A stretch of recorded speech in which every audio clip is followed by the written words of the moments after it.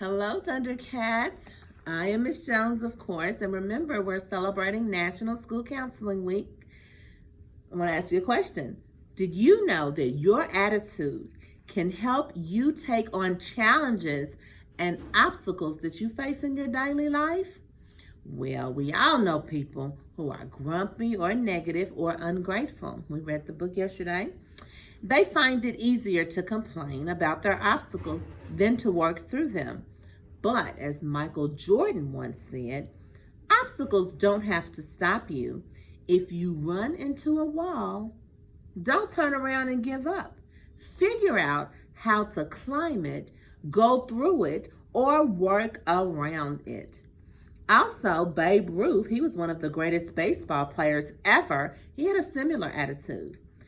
Every strike, he said, brings me closer to the next home run.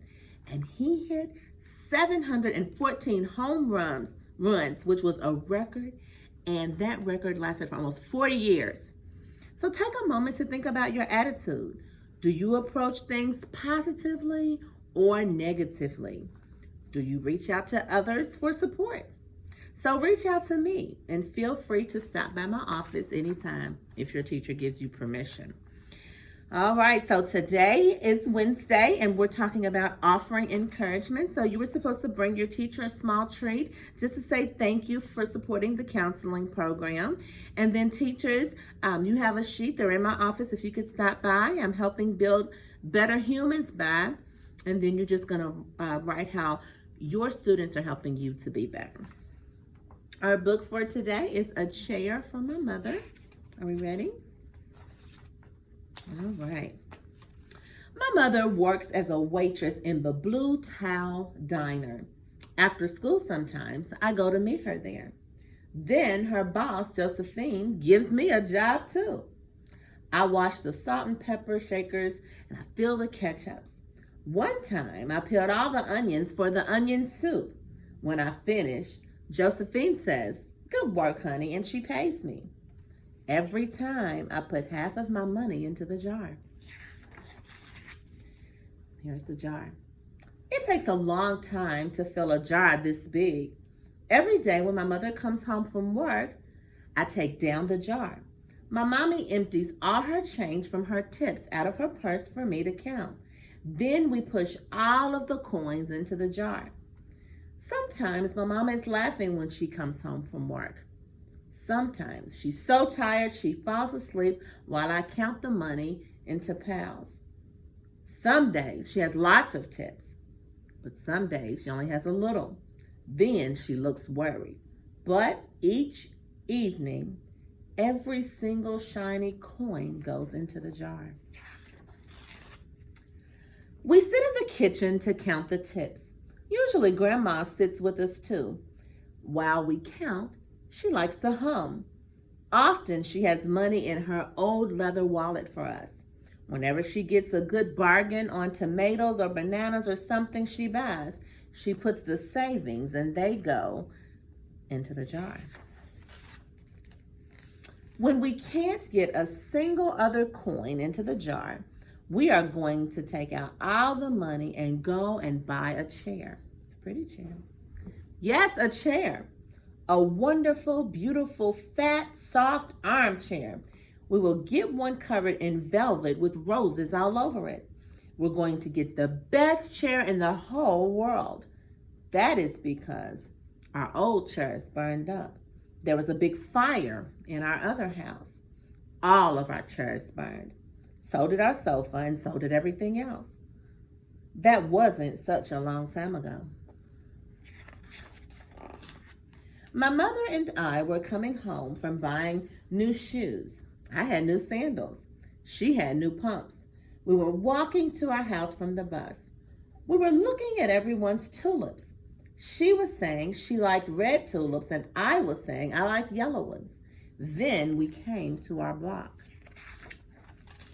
Right outside our house stood two big fire engines. I could see lots of smoke. Tall orange flames came out of the roof. All the neighbors stood in a bunch across the street. My mama grabbed my hand and we ran.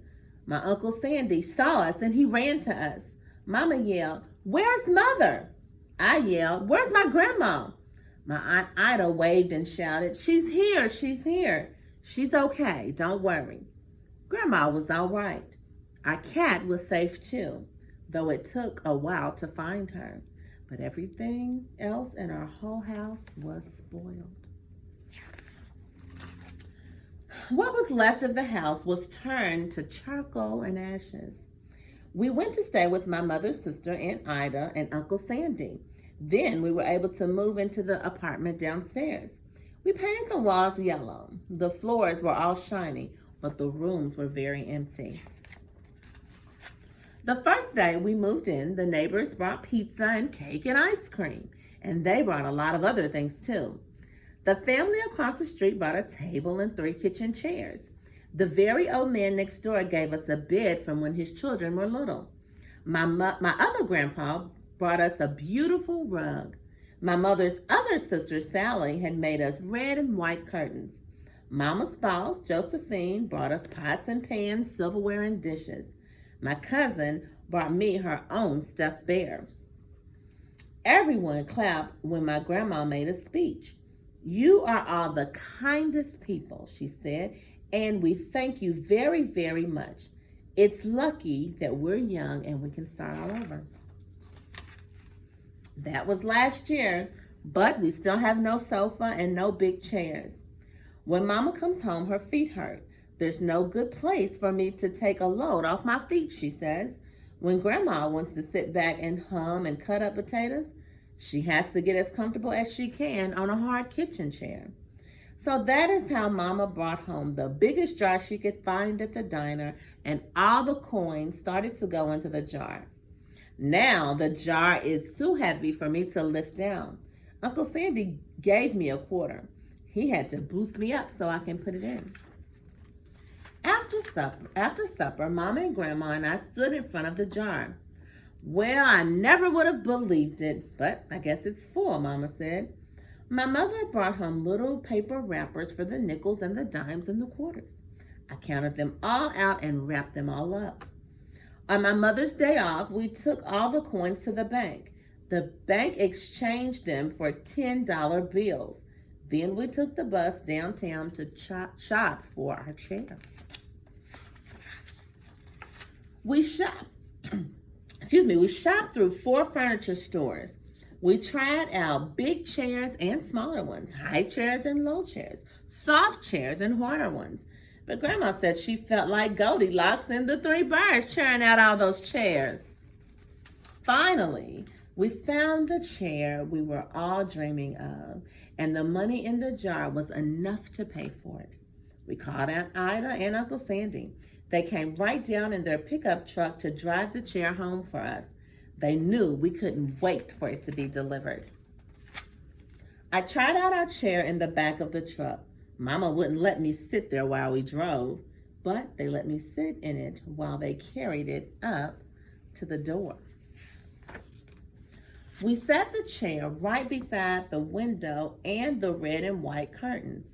Grandma and Mama and I all sat in it while Aunt Ida took our picture.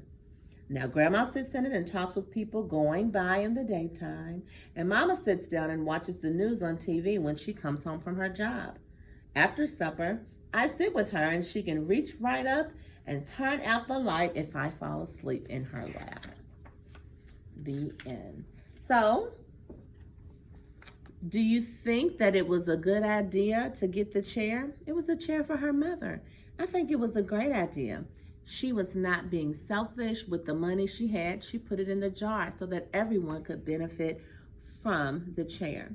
So she was being very kind. So again, today I want you guys to offer encouragement to everyone you see. And tomorrow we will show appreciation. You're going to have posters that say, "My school counselor helps me better by," and you're going to write something on there. And I look forward to seeing them. Have a great day.